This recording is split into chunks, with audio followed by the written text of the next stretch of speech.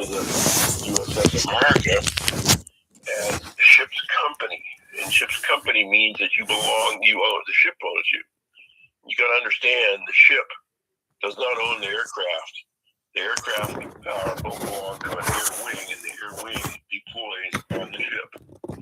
And so the ship is there to provide support and a landing field and all that for the aircraft and the maintenance facilities and all that sort of stuff.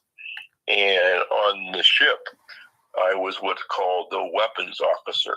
And the weapons officer is the officer that owns all of the magazines on the ship. And I owned over 200 some magazines that were full of, you cannot believe the amount of ordnance the ship carried. And the squadrons, what happens is when there's an activity each day, the ship is, each day, the air wing and the ship get together in a place called Strike Ops, and that's where they figure out what they're going to do the next day, and they produce an air plan. And the air plan is what tells the squadrons and the ship what's going to happen that day and what time flight ops are going to start and when it's going to finish. And also they develop something called a load plan. And a load plan means the ordnance that needs to be built up and put on the airplane. Now, when I say built up, you got to understand, bombs don't come all assembled. Bombs have to be assembled with nose cones, fuses, fins on the end. All that has to be attached. And there's a crew of ordnance people that works for me down in the bowels of the ship that take the load plan and they build up all the load for the whole day. And it gets put on skids that are like a wagon.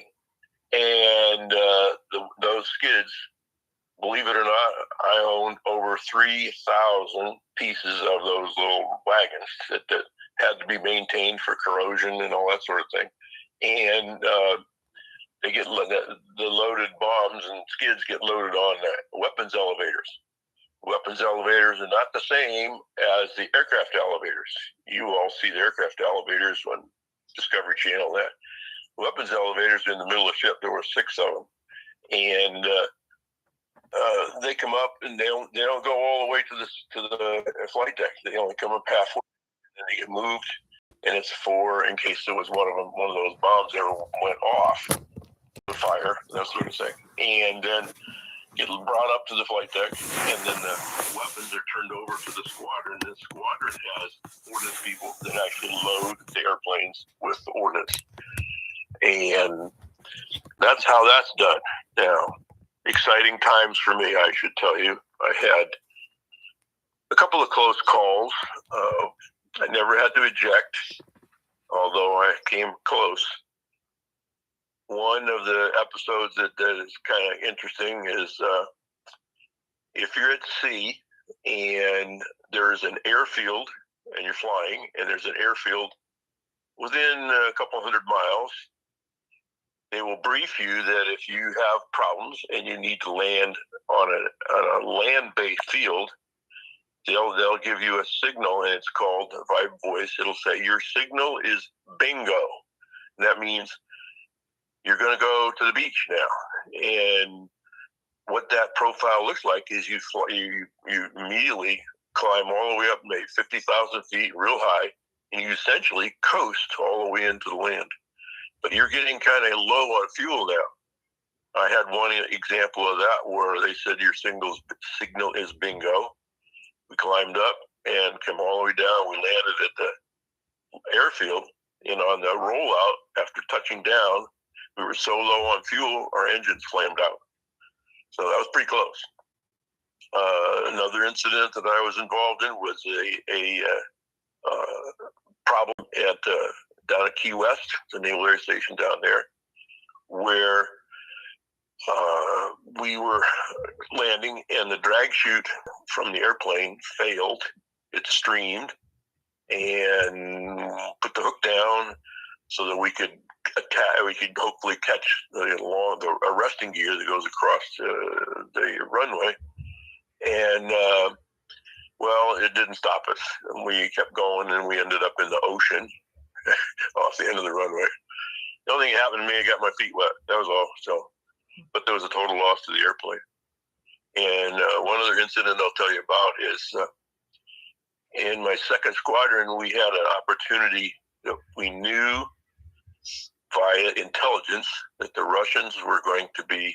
It was that they wanted to take pictures. You always know they're going to come and take pictures of. It was the USS Nimitz, the brand new at that time, the brand new carrier, the Nimitz, and the Nimitz was going to go out, and they took 2 airplanes from my squadron and put some special gear in it so that we could see what they were saying or see what they were doing and sample it with electronically. And we were deployed on the Nimitz, and it was 6 weeks deployment, and we went over, and we were in the middle of the ocean, somewhere 500 miles maybe south of Greenland, and you get the word that the Russians have launched you get that from the intelligence people, and they launched from a place up there around north of Norway, in Murmansk, in Russian territory up there. They come all the way down. They fly all the way down, and when they're a couple hundred miles from the aircraft carrier, they launched us, and we went up, and you try to join. We fly up close with the Russian aircraft, and the Russian aircraft was called a Russian Bear. And if you've ever seen pictures of it, the Bear has 4 counter-rotating propellers, so 8 propellers. It's a big, big, big airplane. And it has guns on it, and the tail gunners there's a weapon up there. And so you join up, and I've got some pictures where flew up, and you can see the guy in the other airplane, and he's waving at you, and we wave back and everything. And so that was interesting.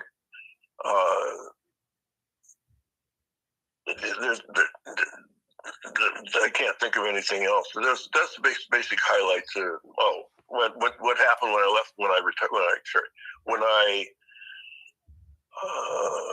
finished my tour on the America, I went off to. I didn't have to move again, believe it or not, and I joined a command. It was called the North Atlantic Treaty Organization, and it was called Supreme Allied Commander Atlantic, which was SACLANT, and that's part of NATO at the time. It's no longer there now. The name has changed, and I dealt with the Spanish military and Spanish government. And I don't speak Spanish, but it was all done in English, and it was just fascinating times because Spain was trying to become they wanted to join NATO. And they were not a member of NATO, but they wanted to join and in the same way that the French were with NATO. And so they developed these things they called coordination agreements, and it stated how Spain was going to interact with NATO. And by the way, now they are full-fledged members of NATO, but at that time it was fascinating. During that time, believe it or not, I made 22 trips to Europe in 3 years. Yeah, 22. So that was pretty interesting. So then I went, after this 3 years, I went to a staff job for a year, and then I retired. So that's it in a nutshell, Roland.